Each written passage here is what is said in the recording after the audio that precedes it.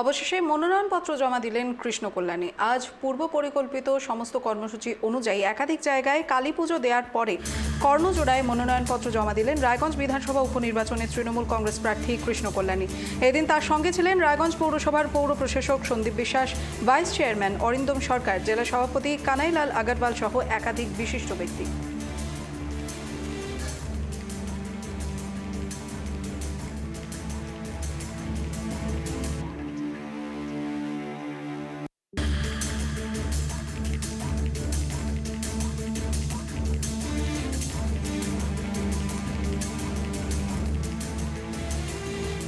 হয়তো আসবেই, কারণ এটা মোদির নির্বাচন নয়, এটা মমতা বন্দ্যোপাধ্যায়ের নির্বাচন, বিধানসভার নির্বাচন।